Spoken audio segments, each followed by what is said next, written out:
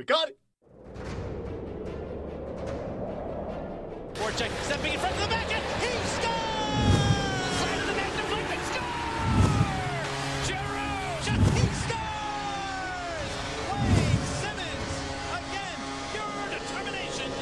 Hey, wow, that's old school. That is from the very first episode, which debuted almost a year ago. Yeah, so we're going to kind of officially or unofficially, I guess, call this a two-parter of our 1 year show. It's a celebration. Yeah, so we've got some stuff about the draft, obviously, coming up on this one, and then the Slapshot interview we're aiming to have on our next show. So hard to believe we've been doing this shit for a year. 46 episodes. Wow. It's pretty amazing. Can you believe it? No, not really. Welcome to the Philly Hockey Guys podcast, rolling 1 year strong. Well, we're getting close to it. I'm Andy Robb. I'm Ken Prell. The draft took place last week in Buffalo, and the Flyers were supposed to pick 18th overall, wound up making a bit of a trade. I thought it was a great trade. Trade with the Jets. They go from 18 to, 22? Yeah. And also get an early second-round pick. I think that from here on out, the name of the game is none of us have any idea who the Flyers are going to pick in a draft, ever. Nobody knows what Ron Hextall's thinking. Nobody thought this guy's name would have come up. Everyone was saying, all these different prospects that we covered on the last episode of the show, and we were all completely wrong. Well, I think most people thought that Rubostov was going to go probably top 10, at least top 15. Right. But then, of course, there was the Russian doping scandal. A guy like that, he falls down on the draft board. I think it was a solid pick. I'd have to agree, but like I said, it's pointless to pick who Ron Hextall is going to pick at a draft because nobody thought he was going to pick Sanheim a couple years ago, right? They were kind of surprised by that. That's true. That's a good point. And then, last year, with the moves that they made last year with Hextall trading up to get Konechny, I really think Hextall looks forward to just fooling everybody on draft day. And that makes it very difficult for us because we're only right 30% of the time. Yes. I forgot about that. I love that, by the way. We got a review on iTunes. And we still got 5 stars. Yeah. Guy gave us 5 stars. I think he also said that we're one of the top 43 Flyers podcasts out there. I didn't even know there were 43. Neither did I, but, hey, top 50, I'll take it. Hey, absolutely. But, yeah, he said we're only right about 30% of the time, which is true, but he says we're entertaining. I'll take that. That's an even trade-off. Absolutely. So let's go back to the draft with Ron Hextall making the first pick. I believe we have some audio of that. I love it. In honor of our founder and late owner, Mr. Ed Snyder, Philadelphia is proud to select from Russians under-18 team, German Rubasov. I just think it's hilarious that he's like, to honor the memory of our founder, Ed Snyder, we're drafting a Russian. Ed Snyder's like, no, don't honor me that way. You mean the people who I said they're not going to get paid if they don't come back on the ice and play? To honor Ed Snyder, we're drafting a Rusky. Yeah, I love it.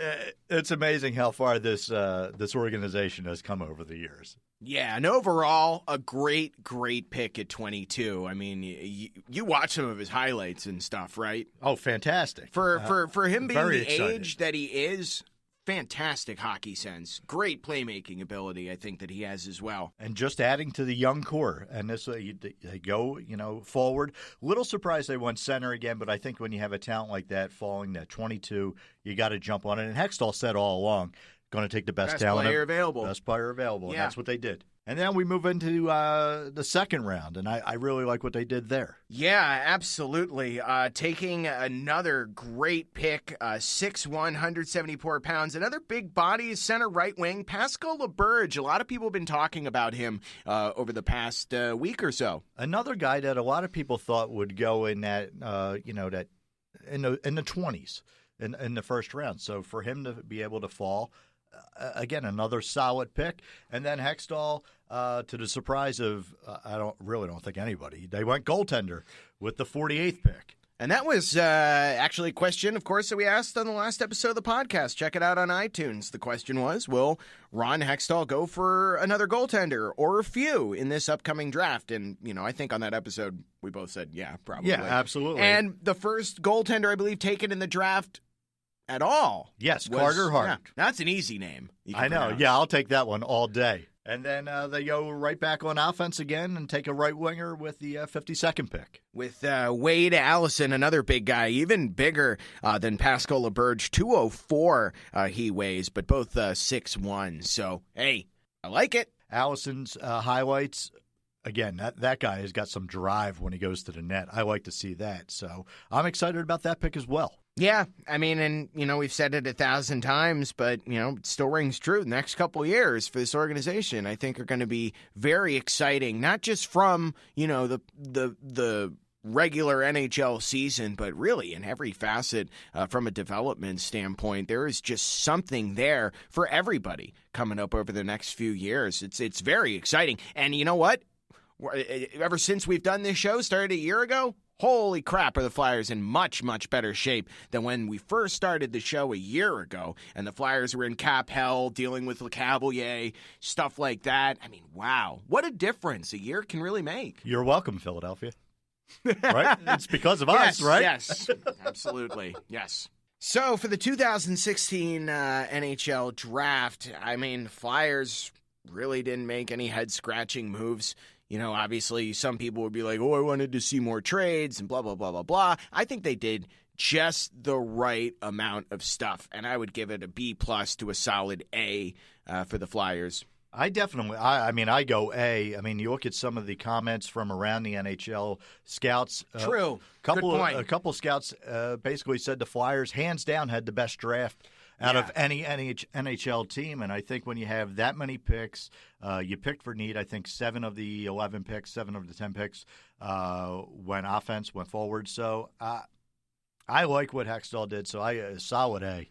Good point. I kind of forgot about that one little tidbit of information, I guess, saying that some experts saying hands down Flyers had the best draft class. That's why I'm here. Oh. Well, thanks. Thanks for pulling me out. Oh, you're welcome. I appreciate it. Now let's get to not as much positive news, I guess, when you're talking about free agency. That opened a couple days after the draft. The amount of money that was spent in the first hour of free agency was just ridiculous. And I am so glad that we did not get on any of that. But real quick, can we just talk about how surprising it was that the PK for Weber trade? Oh, yeah, Can we please talk about that? Because, Jesus that came out of Christ. nowhere. I mean, I get a text from you because I was on vacation, and you're like, what the hell? Didn't see that coming. No rumors around that one whatsoever. So, I mean, just wow. I mean, I absolutely despise the Montreal Canadiens, so fine, do what you want. But you know what? I do kind of feel bad for some of the fans that, because that PK was a person that you would build a team behind. Like, he won the Norris Trophy, for crying out loud. Younger, cheaper.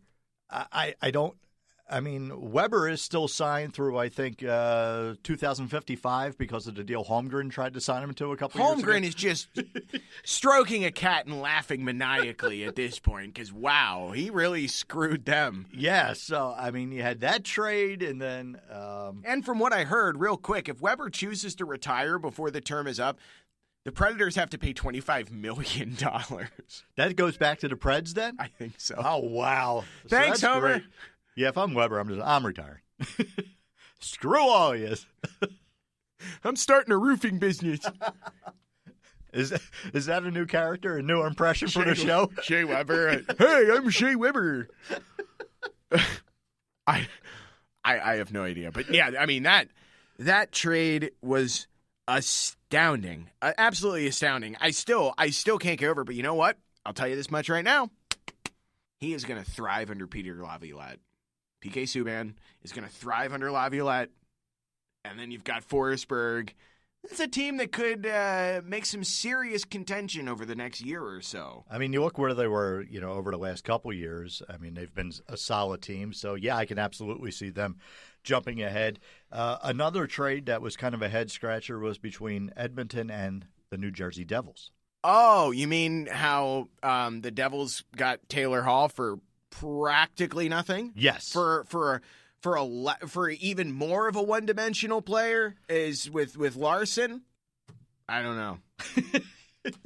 That is quite a head scratcher. But I mean, that PK deal really just took the cake for absurdity. Yeah, and then you saw all of those trades happening, and then for better or worse, I don't know, Twitter was blowing up then with a whole bunch of trade rumors, a lot involving the Flyers, mentioning that that the Flyers had to make a move, had to clear some space off the cap, get some money off the books. So you thought, all right, well, Flyers are probably going to maybe somehow move Streit, maybe move Reed, McDonald in a perfect world, but that move never came. So, but some of the names Surprising. that were linked to the Flyers, pretty big. What, you mean like Shattenkirk or Landeskog? Yeah, I mean, I was excited when I kind of saw that stuff. The Shattenkirk thing, I didn't think was really going to go through. I don't buy that. He was more linked to a couple other teams. I don't buy that. Yeah, thank you, Hackstall. I don't either. But, when you see all that stuff flying around, then you're just checking Twitter like every 30 seconds to say, all right, have they made a trade? Have they made a trade? Have they made a trade? Nope. It was kind of just another – it was the trade deadline all over again. It was the complete polar opposite, the black and to the white of Paul Holmgren free agency day with the Ron Hextall day. Here's a question for you. Do you miss that? No. You don't miss the Homer days? No, I don't. Come on, how exciting were those days here around the office when Homer was pulling off all those deals, running back and forth from office to office to say, did you see what Homer just did? Now, come on, that was exciting. Well, when they signed Yogs, yeah. I mean, the Flyers right now are better off under Ron Hextall and right. the patience plan, but come on, those early July days when Homer was running things, that was a lot of fun. And then regret 2 weeks later. Yeah, fun meaning nerve-wracking. Yeah. This portion of the Philly Hockey Guys podcast brought to you by Over-the-Counter Strength Valium. Over-the-Counter Strength Valium. When you want to deal with some of Paul Holmgren's deals, you take that. It's a quality product. It sounds good. I'm on it right now. Well, let's get to free agency. A couple new Flyers being added to the fold. And some that have kind of developed into fan favorites are saying goodbye. Yeah, well, Ryan White, he's heading out the door, and replacing him, Dale Weiss. Yes, I know you're excited about that signing. I actually am. Have you seen some of his stuff that he's done, like some of his highlights? Yeah, again, I just look at he's the same type of player as Ryan White. White but his possession numbers are far better. Yeah. He's far better on both sides of the puck than Ryan White is. I will say that much. But Ryan White signed for $1 million. We signs for 4 years, almost $10 million. Well, wouldn't you take a discount if you had the opportunity to play with Pavel Datsyuk and Chris Pronger? Exactly. That's true. Good point. And I stand corrected. And one Swedish meatball by the name of Nick Grossman. That's right. How could I be so wrong? As Scotty Hartnell used to call him, the old Swedish meatball. As much as I don't like the Montreal Canadiens, I got to see this Weiss thing almost shaping up like the Ryan White thing. Remember what I said like before? Ryan White, when he played for Montreal, hated the guy. Yep. Could not stand him. But ever since he joined the Flyers, he's really shown something to me, and it's wound up working out. And I think it's going to work out with Dale Weiss here in Philadelphia. I think he might actually be almost, dare I say, from like a scoring standpoint and from the way that he can handle the puck, I think he might fit in better than White, because you could probably interchange him on a third and fourth line, wouldn't you think? Oh, yeah, I definitely think, and I hope you're right. I mean, 27 points last year, 14 goals. I know he's already come out and said that he thinks he can be a 20-goal a year scorer. I don't know about that. I'll need to see it, but again, I already trust him more than RJ Umberger. Well, right? I trust a dead guy on the ice before I trust R.J. Umberger. I mean, seriously. Wow, that just got dark. Yeah, and then the Flyers also made another signing for Boyd Gordon. You excited about that one too? I will say that he's got a skill with when it comes to the penalty kill. He does, and I think that's going to, and Hextall came out and said it's going to help Giroux out a little bit, take a little bit of his responsibilities on the penalty kill, as far as face-offs and ice time. So that's good. I mean, I think the Flyers rely too much on G, and that contributes to some of his offensive numbers being a little down and being a little worn out by the end of the year. Yeah, I can't argue. I can't argue with that. So, I mean, they're not like blockbuster, holy shit, it's amazing, we're going to win 14 cups, but they're good depth signings. And that's what this team needed. It's adequate, exactly. Yeah. It's the moves that the Flyers needed to make over the offseason. I have no problems with it, none. I'm just sorry to see Ryan Waco. I really like him Yeah, last me too. year. I know. And, it's like we've said on a couple podcasts ago, the guy actually openly admitted to liking the Philadelphia Eagles, which is commendable. That's saying something. Like I definitely appreciate, that, because sometimes it's hard for me to even admit that. Come on. Oh, speaking of which, Buddy Ryan, man. Oh, yeah, you lose Ed Snyder, now Buddy Ryan, Buddy, I mean, the whole reason that I fell in love with the Eagles, I mean, I was right when I was just getting into football when the Eagles hired him back in '86, and some great years. That defense was phenomenal, and Buddy, one of my favorites of all time. Yeah, I mean, he was definitely a player's coach, but to me, he was a fan's coach. Yeah, now we're kind of got off topic. Yeah. The only problem that I really have with the way that Buddy ran things is that he didn't know how to effectively use Randall Cunningham. Well, he didn't care about offense whatsoever. Because he was easily, he could have been a generational quarterback. In some ways, he was. He was the ultimate weapon there He really was. Under Buddy. Because Buddy said, here's the ball, just go out there and do something. They couldn't utilize him the right way. And, I was talking to somebody about it. I think it might have been Angry Bob. Oh, okay. Yeah, it was. Yeah, all right. Randall Cunningham with Chip Kelly's offense. Can you imagine how successful? With Buddy's defense, Randall Cunningham, Chip's offense. Yeah, that would have been a Super Bowl team. You got it. A Super Bowl team. Maybe not a Super Bowl winning team. No, because that doesn't happen in But Philadelphia. they'd at least make it. We get there every once in a while. They'll be in the parking lot grilling hot dogs. We're here. But yeah, very sad to see Buddy pass on. But don't worry. Now that he's up there, he'll always be watching you. Buddy's watching you. He's watching. Yes, he's watching. And the Philly fans are too. Yeah. People have already tuned out. Exactly. So now let's get back to some hockey after that. Flyers now have approximately about $8.6 million in cap space. Penguins are 1.4 over. It sucks to be them. Maybe it doesn't. Now, because they won the cup. Yeah. So. Yeah. Go ahead, continue the show. So what do the Flyers do with that $8.6 million now? Well, most of it's probably going to go to Braden Shen, who was one of 3 Flyers who filed for salary arbitration yesterday. Now, basically, that means... It basically means that Braden Shen's going to walk away with about $5 million per year. Ah. So now it turns into how long? 4-year contract, 5-year contract? I want to go 3, to be honest with you. I'll be satisfied with 3. And I don't think you're getting anything shorter than a 4-year deal. It's quite a conundrum when it comes to what does it mean next for Braden Shen. Because, I mean, we've talked about it early in the season. We talked about it midway through the season. We talked about it towards the end of the season. There's been 2 different Braden Shens. Well, I mean, I'll be the first to admit it. I killed the guy in the first half of the season.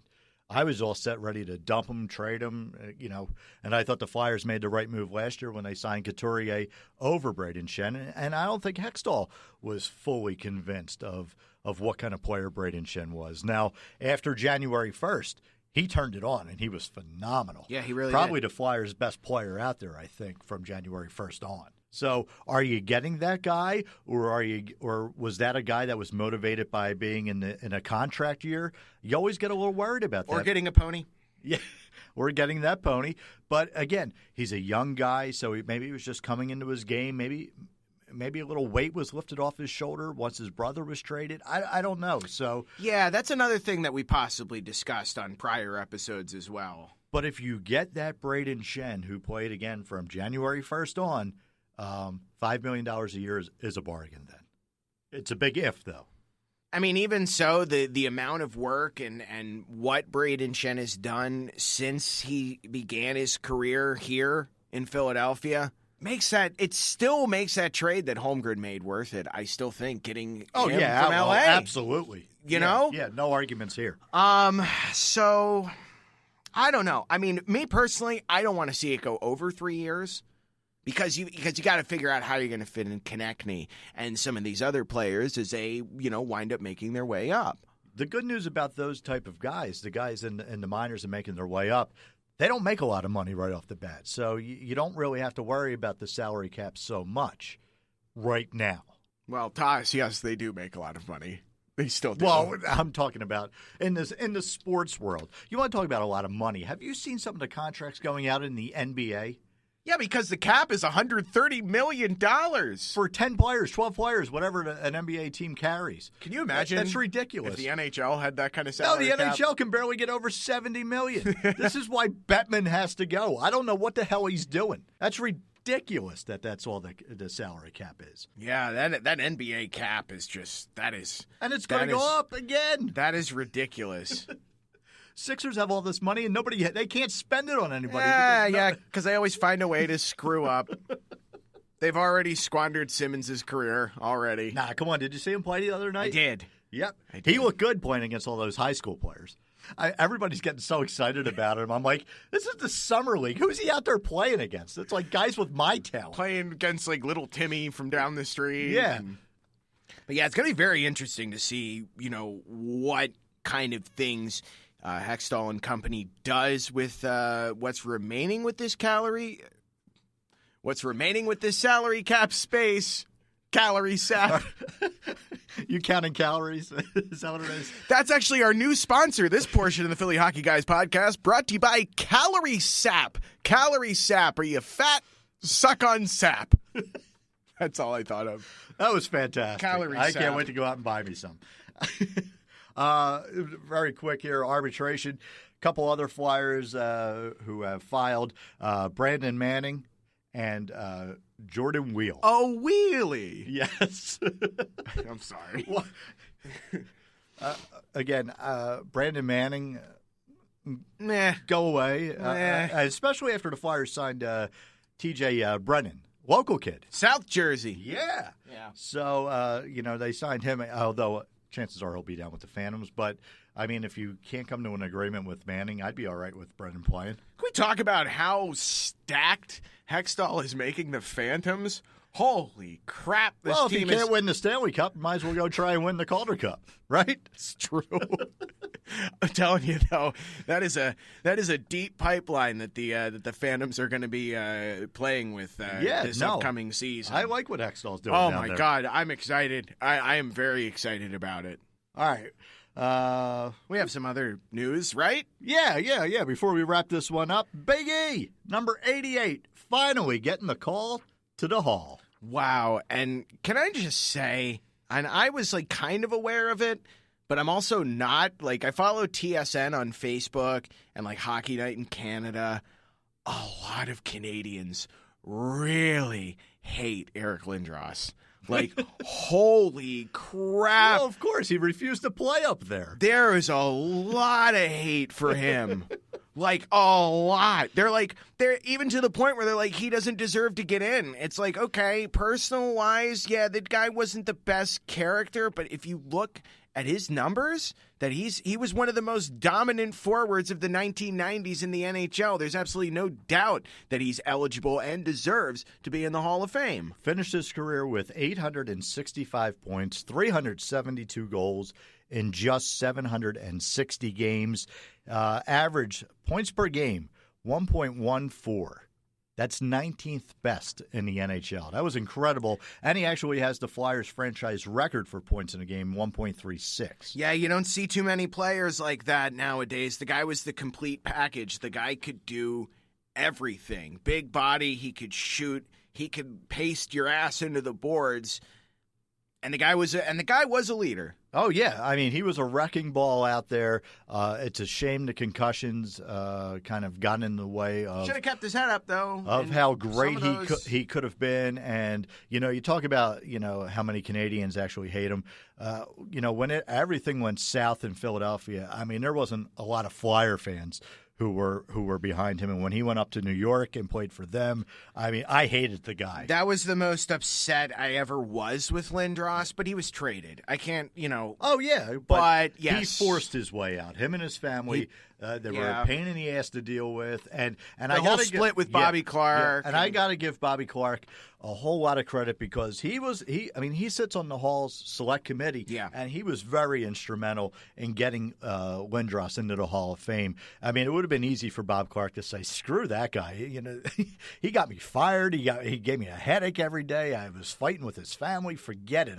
He's not getting into the Hall of Fame under my watch. And no, Bob Clarke put all that behind him and helped get Big E in. I can only hope that next year Recchi gets his call in. And, I mean, Brind'Amour, too. I was kind of surprised, that Recchi didn't get in. I really thought he was going to get in. But, Lindros becomes the 12th Flyer to be inducted. What was one of your favorite Eric Lindros memories in his whole career in Philadelphia?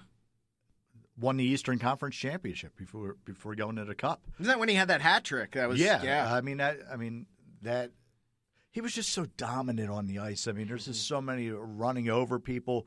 I don't know if there's one thing that stands out. For me, I got to go with the 90s.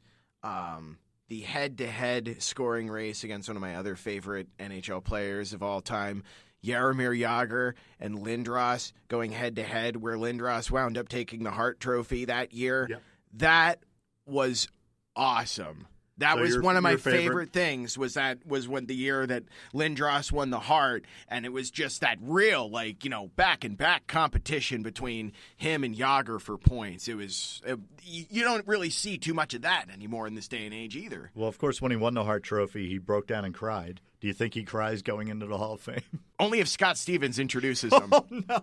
That's my least favorite moment of any sport of all time.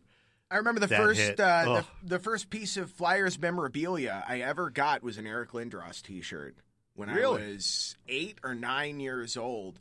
I remember it was at a family festival that it was I forget who was throwing it, but I answered a trivia question. I forget what the trivia question was. It wasn't a sports trivia question, but the prize that I got was an Eric Lindros Prism T-shirt. Wow, a Prism T-shirt. I really wish I still had it.